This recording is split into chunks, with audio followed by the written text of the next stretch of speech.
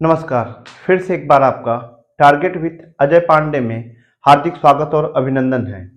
उम्मीद है कि आप लोग अच्छी तरीके से होंगे और आपकी पढ़ाई लिखाई भी अच्छी तरीके से हो रही होगी। दोस्तों, इसके पहले हमने मेंडल की कुछ शब्दावलियां हम बता रहे थे, जिसमें किसी कारणवश, किसी त्रुटिवश कुछ चीजें छूट गई, वीडियो रुक गई और कुछ चीजें छूट गई, जिसको हम फिर से बता रहे हैं। जैसे इसकी हम बता रहे थे, जहां से वीडियो रुकी थी वो टॉपिक था फिनोटाइप और जीनोटाइप। फिनोटाइप और जीनोटाइप क्या होता है। तो हमने आपको बताया था कि कॉन्सेप्ट जो फिनोटाइप और जीनोटाइप है, इस कॉन्सेप्ट को जॉनसन ने दिया था। शायद हो सकता है ये दिख न रहा हो, ये फिनोटाइप है यहाँ पे और ये जो है जीनोटाइप है। इस कॉन्सेप्ट को कभी कभी ये पूछता है टीजीटी, पीजीटी और कुछ एग्जाम में कि कॉन्सेप्ट फिनोटाइप और जीनोटाइप को किसने दिया है, तो इसको दिया है जॉनसन ने। किसने दिया है कॉन्सेप्ट फिनोटाइप और जीनोटाइप को? जॉनसन ने दिया है। अब फिनोटाइप और जीनोटाइप होता क्या है?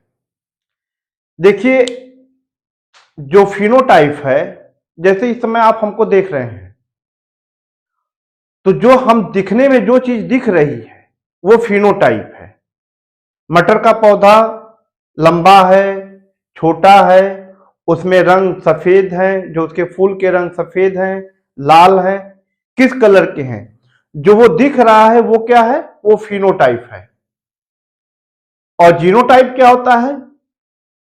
उस जीव के, जो मटर का पौधा है या हम, जो हमारी जेनेटिक संरचना है, जो जीन स्तर के रूप पर जो जेनेटिक संरचना है, जो जीन का कॉम्बिनेशन है, उसको हम जीनोटाइप कहते हैं। इसी क्रम में आगे एक और छूटा था जिसका नाम है बैक क्रॉस। बैक क्रॉस, इसकी हिंदी है, इसको कहते हैं बैक क्रॉस को संकर पूर्वज संकरण। इसको हम कहते हैं संकर पूर्वज संकरण। अब बैक क्रॉस क्या है समझते हैं।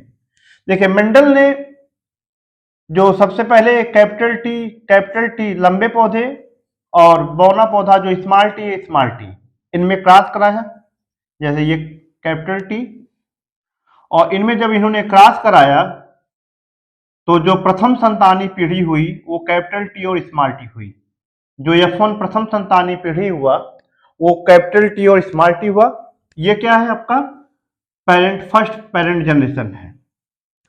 अब बैक क्रॉस क्या है समझिए। बैक मतलब होता है पीछे, यानी इसके पीछे क्या है? इसके जो पैतृक पीढ़ियां हैं, ये इनके पीछे है, इस संतान के पीछे ये है। तो अब इस पैतृक, ये जो संतानी पीढ़ी है, F1 पीढ़ी है, इसका क्रॉस, इसका संकरण, चाहे हम लंबे पौधे से जो पेरेंट हैं, जो पैतृक पौधे हैं, उनमें किसी एक से कराएं।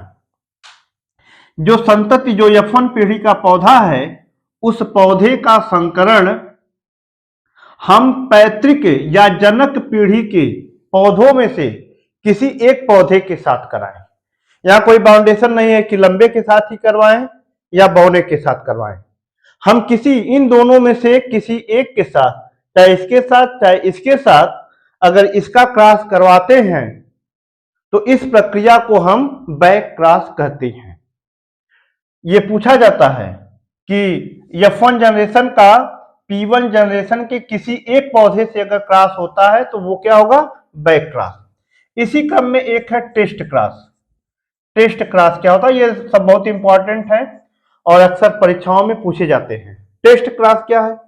देखिए, जो ये F1 जनरेशन का जो है संतान, इस F1 जनरेशन के संतान का क्रॉस केवल बौने पौधे से कराया जाए, केवल बौने जनक पीढ़ी के पौधे के साथ कराया जाए, इसके साथ नहीं करवाना है। बैक क्रॉस में क्या था? किसी के साथ हम करवा दें। लेकिन टेस्ट क्रॉस में क्या है कि ये जो F1 पीढ़ी का पौधा है, इसका क्रॉस हमें केवल बौने पौधे से ही कराना है। और कौन सा बौना पौधा? जो पेरेंट है, जनक पीढ़ी के बौने पौधे से। यदि F1 पीढ़ी के पौधे का, संतानीय पौधे का क्रॉस पेरेंट के या जनक के बौने पौधे से कराया जाए तो उसे हम टेस्ट क्रॉस कहते हैं। इसी क्रम में एक बहुत इंपॉर्टेंट है जिसका नाम है फिनोकॉपीज।